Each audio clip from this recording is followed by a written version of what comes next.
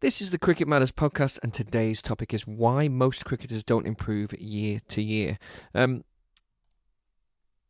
Do most players, or are most players rather, the same cricketer in August as they were in April, would you say, mate? Or do they get worse? I'd say it's a mixture of the two. Nothing really changes. They just hope that experience will get them through a bit better. The number of cricketers, I tell you what, the number of cricketers you see in club cricket specifically, that you see them in the last weekend in August.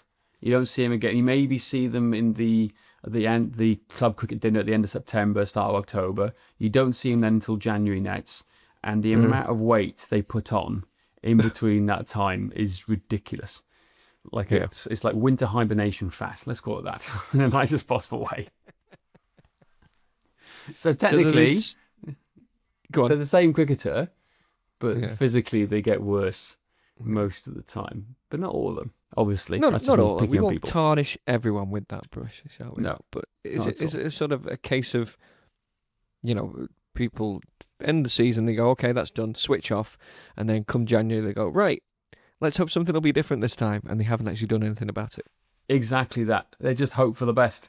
They switch off, hope for the best, and turn up and they get the same frustrations and the same problems. Like cricket is it's so like golf. Golf is like you hit that one perfect drive and you go, yeah, I'm the best player in the world. Then the next hole, you slice it miles and you're like, it takes 12 shots to like put it in the hole. It's it's a variety of things. So cricket has those elements and you just keep working on it. But again, the best players make a plan. They don't hope for the best. They plan for the worst and then hope for the best, essentially. Yeah. They are trying to work on things bit by bit by bit. Now, if you are no offence to Div 14 cricketers who are just turning up on a Saturday and having a bit of a laugh, that's cool. If that's the style of play you want to play, great. But if you have aspirations, which I hope most people listening to this podcast do, of playing at the highest level they can do and do well at that level, then you've got to think differently about it. Now, I'm not saying season's over, get back in the nets doing one-on-one stuff. You need a mental break. Like cricket is a roller coaster of emotions, right? It is one of the hardest games I think you can have mentally because it's mentally exhausting, particularly as a batter, where you can have the highs and lows where you can do everything right and still get out and you have a shit day. That's like literally what happens. It's mitigating those risks. So you need a break, but you can work on things physically to start things off and see where you're at to begin with. So in terms of why most cricketers don't improve year on year, they just hope and things will get better. They can blame form. They're out of form.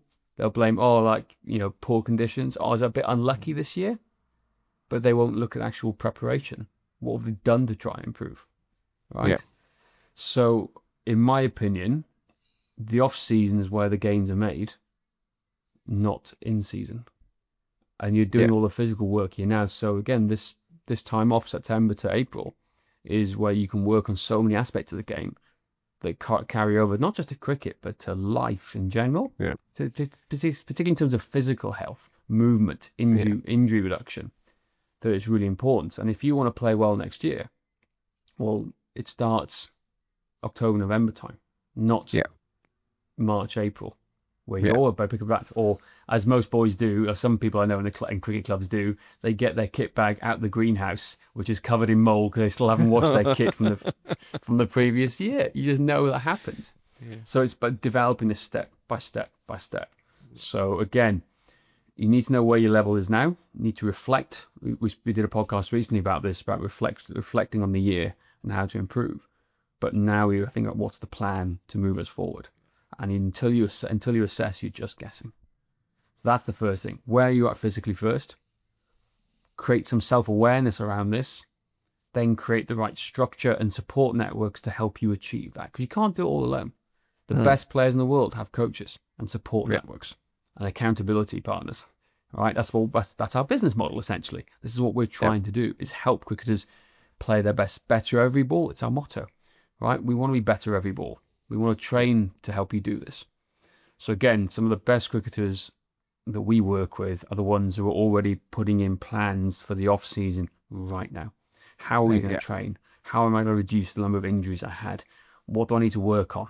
It's conversation starters, not necessarily doing it. So we're working on physical aspects now to go into November, where we start the technical work to lead through the winter to get us ready for March, April, May next year. Exactly. And as you say, the physical training, of course, is massively important. We're giving most of our guys a little bit of a break during September, and then come October, off-season training will kick off. But we will start with assessments as we always do. Exactly. So September for most people is you just need a deload, physically and mentally. So we don't say stop training altogether. It's just a case of we need a bit of a break. Do something different. Go have fun.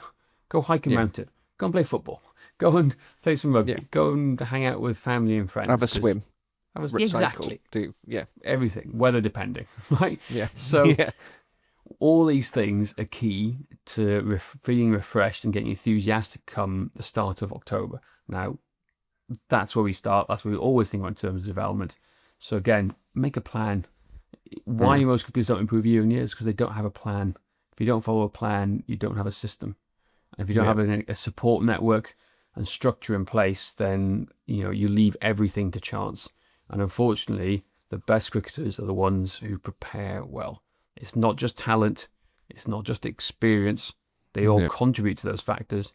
But I guarantee you the best cricketers who score runs in, week out, are the ones who prepare diligently and have a system behind them and a network of support behind them to help them do so. Yeah.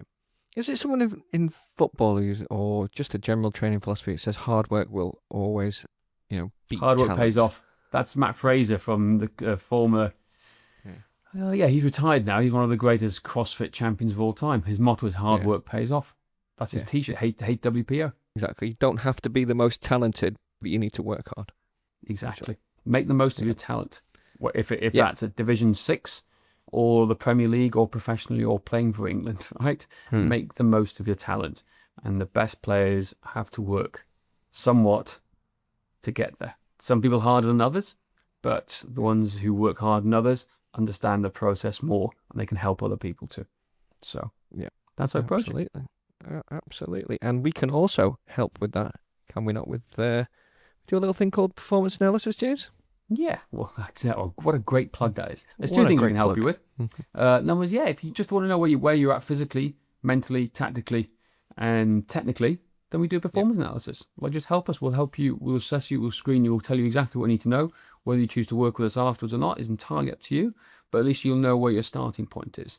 And the other thing we can help with is training plans. And we give a free training plan away at cricketmatters.com/train to get into ready for the off season. So have a laugh. A segue for you, Josh, taking over your role.